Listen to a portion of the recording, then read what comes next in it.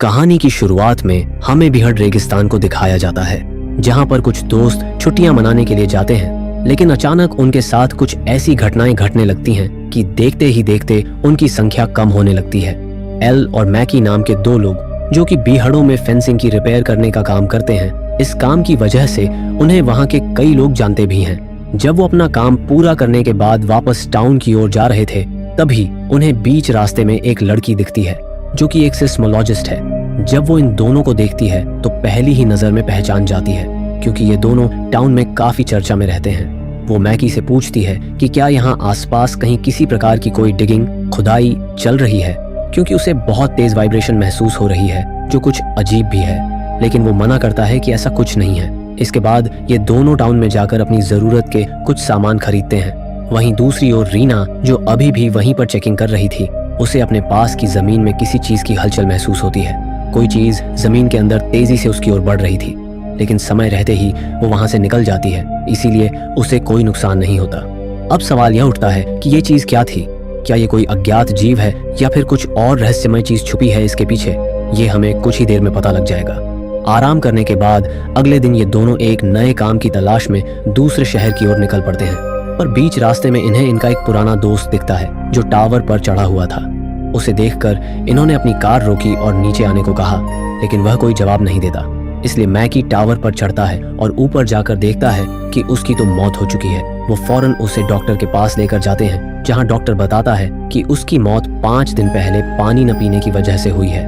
ये सुनकर दोनों ही हैरान रह जाते हैं कि आखिर ऐसा क्या था जिसके डर से वो इतने दिन टावर से नीचे नहीं उतरा। खैर, इसी दौरान हम एक बूढ़े फार्मर को देखते हैं जो अपने फार्म में आराम से काम कर रहा होता है, लेकिन तभी उसके पैरों के नीचे की जमीन में कुछ हलचल होती है और अगले ही पल कोई चीज उसे जमीन के नीचे खींच लेती है।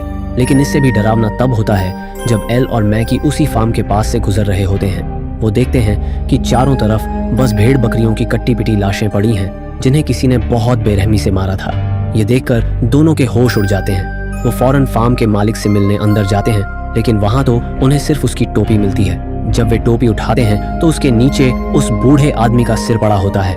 ये देखकर दोनों बुरी तरह घबरा जाते हैं और तुरंत वहां से भाग निकलते हैं। रास्ते में उन्हें 2 वर्कर दिखाई देते हैं जो ड्रिलिंग का काम कर रहे थे। उन्होंने उन्हें चेतावनी दी कि यहाँ से चले जाओ, क्योंकि यहाँ कोई साइको आदमी है जो लोगों को बेरहमी से मार रहा है। लेकिन उन दोनों वर्करों को एल और मैकी शराबी लगते हैं, क्योंकि उनके मुंह से शराब की गंध आ रही थी।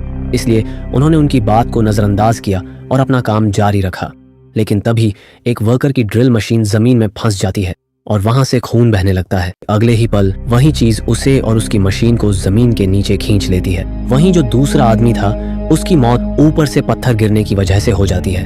अब एल और मैकी तुरंत ही पुलिस को इस बारे में इन्फॉर्म करना चाहते हैं, लेकिन फोन तो बंद पड़ा होता है। इसलिए उन्होंने खुद ही पुलिस स्टेशन जाने का फैसला किया। लेकिन जिस रास्ते से वे जा रहे थे वह अब टूट चुका था, और इसका कारण तो आपको पता ही होगा। यहाँ मैकी कार से उतरकर आसपास देखने की कोशिश करता है। इतने में उसे पास ही एक हेलमेट दिखाई देता है, जिसके अंदर उसी वर्कर का दिमाग भरा हुआ था। यह देखकर उसकी तो हवा टाइट हो जाती है। इसलिए दोनों फौरन वापस लौट आते हैं उसी स्टोर पर। लेकिन वहां के लोग उन्हें बहुत ही अजीब तरीके से देख रहे थे। दरअसल उनकी कार के पीछे कोई अजीब सी चीज अटक गई थी। क्या थी वो, किसी को कोई अंदाजा नहीं था। एल को लगता है कि यह कोई अनजान जानवर है जो बीहड़ों में रहता होगा और कार के आगे आने से मारा गया। इसी रात हम एक बूढ़े कपल को देखते हैं जो साथ में अच्छा समय बिता रहे थे। तभी अचानक उनका जनरेटर बंद हो जाता है, तो वह बूढ़ा आदमी उसे चेक करने बाहर जाता है। वहां जाकर उसे पता चलता है कि जनरेटर जमीन के नीचे धंस गया है। वह उसे बाहर निकालने की कोशिश करता है, लेकिन तभी कोई चीज उसे नीचे खींच लेती है। हम उस चीज की हल्की सी झलक भी देख पाते हैं, लेकिन असल में वो क्या है ये अभी भी किसी को नहीं पता चलता। अब बारी थी उस बूढ़ी औरत की जो डर कर कार में छुप जाती है, लेकिन वह क्रिएचर उसकी कार सहित उसे जमीन के नीचे खींच लेता है। कुछ इस तरह से 2 और लोगों की जान चली जाती है। ये सब देखकर एल और मैकी बहुत परेशान हो जाते हैं, क्योंकि अब वे इस बारे में पुलिस को जरूर बताना चाहते हैं, पर कैसे, क्योंकि उनकी कार तो खराब हो चुकी है। तभी एल को एक आइडिया आता है। वह टाउन से 2 घोड़े लेता है और फिर शहर जाने का फैसला करता है। बीच रास्ते में वे उसी बूढ़े कपल के घर रुकते हैं, लेकिन वहां कोई दिखाई नहीं देता। बस दिखाई देती है डॉक्टर मेगन की कार, जो पूरी तरह जमीन में धंसी हुई थी। ये देखकर दोनों तुरंत वहां से निकल जाते हैं, क्योंकि हादसे बढ़ते जा रहे थे। अब उन्हें जल्दी से जल्दी शहर पहुंचना था। लेकिन कुछ दूर जाने पर उनके घोड़े किसी चीज से डरकर बार बार रुकने लगते हैं। इसे चेक करने के लिए दोनों नीचे उतरते हैं। तभी अचानक वह क्रिएचर पूरी तरह से जमीन के नीचे से बाहर निकल आता है और उनके घोड़े को जकड़ लेता है। एल उस पर अंधाधुंध गोलियां बरसाता है, जिसमें उनके घोड़े भी मारे जाते हैं। लेकिन वो जीव नहीं मरता, क्योंकि वह फिर से जमीन के अंदर चला जाता है। पर इतनी आसानी से हार मानने वाला वो भी नहीं था, क्योंकि अब उसने उनका पीछा करना शुरू कर दिया था। एल और मैकी अपनी जान बचाने के लिए वहां से तेजी से भागते हैं और वह क्रिएचर जमीन के नीचे से उन्हीं की दिशा में पूरी रफ्तार से उनका पीछा कर रहा था। लेकिन आगे जाकर वह एक मजबूत दीवार से टकरा जाता है और उसी झटके में उसकी मौत हो जाती है। ये देखकर एल गुस्से में उस पर खूब गालियां देता है। इतने में वहां रीना पहुंचती है, जो ये सब देखकर हैरान रह जाती है, क्योंकि ऐसा कुछ उसने अपनी जिंदगी में पहली बार देखा था। पर उसका कहना है कि यह न तो पहला है और न ही आखिरी, क्योंकि इन्हीं की वजह से हमें वो वाइब्रेशन महसूस हो रही थी। जरूर ऐसे कई जीव आसपास की जमीन में फैले हुए हैं जिनकी कोई गिनती नहीं है। इसीलिए तीनों फौरन ही जाकर एक ऊंचे पत्थर पर चढ़ गए, जिसके ऊपर वो नहीं चढ़ सका, क्योंकि इन सभी की एक कमजोरी है, ये ऊंचाई पर नहीं चढ़ सकते। लेकिन हाँ, ये बहुत जिद्दी होते हैं, क्योंकि अब ये उनके चारों ओर घूम रहे हैं। अब ये तीनों बुरी तरह उसी पत्थर पर फंस चुके हैं, क्योंकि इनकी हल्की सी हलचल पर वो इन्हें खाने को तैयार थे। दिन से दोपहर और दोपहर से रात हो गई, ये वहीं बैठे रहे। तभी रीना को एक आइडिया आता है। उसने देखा कि नीचे कुछ बांस पड़े हुए हैं, तो उन्हीं की मदद से एक पत्थर से दूसरे पत्थर पर छलांग लगाकर आगे बढ़ने की कोशिश करती है।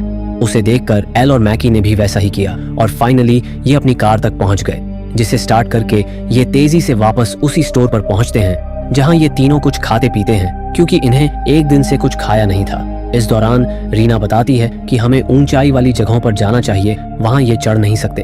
अगर हम ऐसे सपाट जमीन पर चलते रहे तो एक एक करके मारे जाएंगे।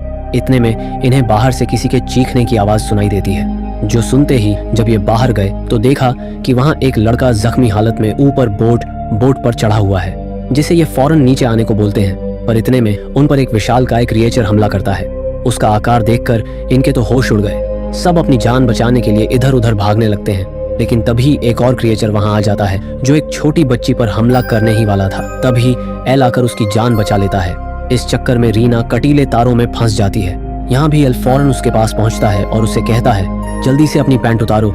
रीना उसकी बात मानती है और पैंट उतार कर वहां से तेजी से स्टोर की ओर भागती है। शुक्र है किसी की जान नहीं गई, पर इन्हें भी पता है कि इतनी आसानी से वो मानने वाला नहीं। यहाँ कुछ लोगों का कहना था कि उन्हें पहाड़ी इलाके की ओर जाना चाहिए, क्योंकि अभी के समय में वही सबसे सुरक्षित जगह है। और इसी बीच हम देखते हैं कि मन ही मन एल रीना को पसंद करने लगा है। लेकिन अभी ये लोग किसी और मुसीबत में फंस गए हैं। इतने में ही स्टोर में रखा फ्रिज वाइब्रेट होने लगता है, जिसे बंद करने सभी भागते हैं। लेकिन देर हो चुकी होती है, उसने सुन लिया। अब वो स्टोर के नीचे जमीन को फाड़कर बाहर आता है और एक ही झटके में स्टोर ओनर को निगल जाता है। ये देखकर सभी जल्दी से किसी ऊंची जगह पर चढ़ जाते हैं, कोई स्टोर की छत पर तो कोई वाटर टैंक पर।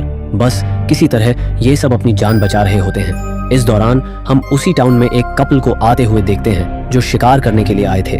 लेकिन जब रीना दूरबीन से देखती है कि टाउन के सारे लोग छतों पर चढ़े हुए हैं, तो उसे अजीब लगता है। दोनों अपने घर चले जाते हैं, जहां पर बर्ड किसी मशीन को ऑन कर देता है। उस आवाज से अब वो क्रिएचर उनकी ओर बढ़ना शुरू कर देता है, जिसे एल देख लेता है और फौरन रेडियो से बर्ड को कांटेक्ट करके बताता है, जल्दी ऊपर चढ़ जाओ वरना बुरा होगा। लेकिन इससे पहले कि वो कुछ समझ पाते, वो क्रिएचर उनके घर की दीवार तोड़कर अंदर घुस आता है।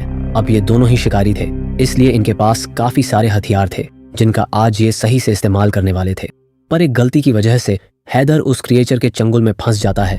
लेकिन बर्ड उस पर अंधाधुंध गोलियां बरसाना शुरू कर देता है, जिससे वो मारा जाता है और हैदर की जान बच जाती है। अब दोनों फौरन छत पर चढ़ जाते हैं। ये देखकर बाकी लोग काफी खुश होते हैं। लेकिन सवाल ये है कि आखिर ये कब तक ऐसे फंसे रहेंगे?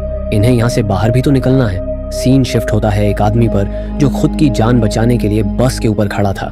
लेकिन वो क्रिएचर उस बस को ही पलटने लगता है, जिससे वो आदमी घबरा कर नीचे गिर जाता है और फिर वो उसे जिंदा ही निगल लेता है। अब ये सिलसिला खत्म नहीं होता, क्योंकि अब वो उस स्टोर की नींव को हिलाना शुरू कर देता है। इतने में एल की नजर दूर खड़े एक बुलडोजर पर पड़ती है, जिसे देखकर उसे एक आइडिया आता है। वो सबसे पहले एक मिनी ट्रक को दूसरी दिशा में चलाकर भेज देता है, ताकि वो क्रिएचर उस आवाज की ओर भागे और खुद बुलडोजर की तरफ बढ़ने लगता है। दरअसल उसका प्लान ये था कि वो सबको बुलडोजर में बैठा लेगा, क्योंकि उसका वजन ज्यादा है, इसलिए वो क्रिएचर उसे खींच नहीं पाएगा।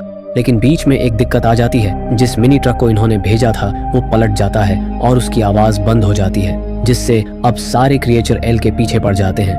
पर एल समझदारी दिखाता है। वो एक ऐसी जगह खड़ा हो जाता है जहां उसकी हलचल बंद हो जाती है। वहीं रीना जानबूझकर वाटर टैंक की पाइप तोड़ देती है ताकि पानी के गिरने की आवाज सुनकर वो उधर चले जाए। उसका ये प्लान काम करता है और सारे क्रिएचर उसी दिशा में चले जाते हैं। इधर एल सबको बुलडोजर पर बैठा लेता है और वहां से ले जाने लगता है। इसी बीच वो सभी उसे जमीन में खींचने की कोशिश करते हैं, लेकिन उनका वजन बहुत ज्यादा होने के कारण वो ऐसा कर नहीं पाते। पर ये आइडिया ज्यादा देर काम नहीं करता, क्योंकि कुछ दूर जाने पर बुलडोजर एक गड्ढे में फंस जाता है जो उन्हीं क्रिएचर ने जानबूझकर बनाया था। अब इन्हें थोड़ी दूर पर एक चट्टान दिखाई देती है और ये सब फौरन उसकी ओर भागने लगते हैं। हालांकि सब लोग ऊपर चढ़ जाते हैं, लेकिन अब ये चारों ओर से घिर चुके हैं। तभी मैकी को एक और आइडिया आता है। वो एक बम को दूर फेंकता है, जिसकी आवाज से वो क्रिएचर उसे निगल लेता है। लेकिन कुछ ही देर में एक जबरदस्त धमाका होता है और उसके परखच्चे उड़ जाते हैं। अब सबको लगता है कि ऐसा करके वो आखिरी वाले को भी खत्म कर देंगे, पर पासा उल्टा पड़ जाता है। वो बम वापस इनके पास आकर गिरता है जहां बाकी सारे बम रखे थे, जिससे वहां एक बड़ा धमाका होता है। पर शुक्र है कि सबकी जान बच जाती है। अब ये लोग दूसरी चट्टान की ओर बढ़ने लगते हैं, लेकिन बीच में आखिरकार उनका सामना उस आखिरी क्रिएचर से हो ही जाता है। रीना को पता था कि अगर जरा भी हलचल हुई तो सब मारे जाएंगे, इसलिए वो इशारा करके सबको वहीं चुपचाप खड़े रहने को कहती है। अब एल के सामने आखिरी क्रिएचर था। उसके हाथ में एक आखिरी बम था और उसे पता था कि इतनी आसानी से वो नहीं मरेगा, इसलिए उसने एक और प्लान बनाया। पास में एक गहरी खाई थी जिसकी ओर ये तीनों भागना शुरू करते हैं। आखिर में पहुंचकर एल उस बम को फेंक देता है, जिससे वो क्रिएचर और तेजी से भागने लगता है। लेकिन आखिरी समय पर ये तीनों साइड हट जाते हैं, जिससे वो क्रिएचर सीधे खाई में गिर जाता है। और कुछ इस तरह एल के आइडिया से सभी लोगों की जान बच जाती है। सभी लोग वापस अपने घर लौट आते हैं।